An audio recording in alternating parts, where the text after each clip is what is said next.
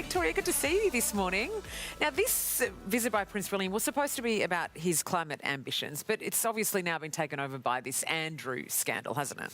Good morning to both of you. Well, certainly, yes, Andrew does represent a bit of a dark cloud over all the royal happenings at the moment, but I think that's partly why Buckingham Palace opted to release the announcement related to the former prince's fate last week, because they won't have wanted to overshadow William's trip to Brazil. Also this week, it's not just about William in Brazil. The royal family are going to be gathering for the commemorations marking Remembrance Sunday, arguably the most important week in the royal calendar. And so I think the king is certainly hoping that everything that transpired last week with Andrew was a line in the sand so that the focus can get back to the work. Do you think that's possible? Yeah. I mean, it just seems like every week there's something else. Yeah, well, it's been like a dark cloud for years over the royal family, and you're absolutely right. Every week there's news stories, fresh headlines, and so I think that's why they took such drastic action. But even today, there is more news, talk of stripping Andrew of the last remaining military honour that he has, that of the rank of Vice Admiral in the Royal Navy. He served in the Royal Navy for 22 years, but he was given that honorary rank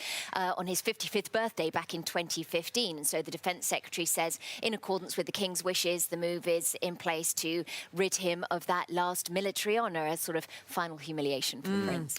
Well, he's a fair way down the royal succession plan, but there are calls this morning even to strip him of that.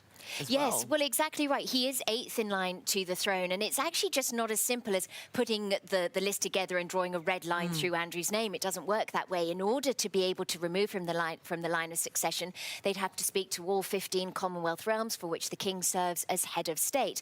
That requires a lot of paperwork, a lot of time, and there are a lot of legal and constitutional complexities involved in that.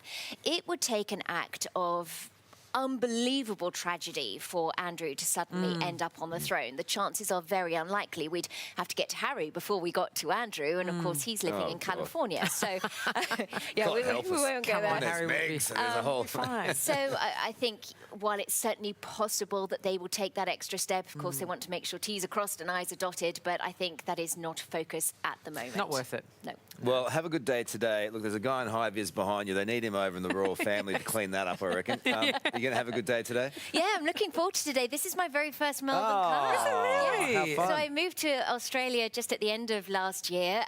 This time last year, I was actually getting my cats out of quarantine, which was horrific. So yes, I think this is going to be a much more fun version of the Melbourne Cup No today. thermals needed?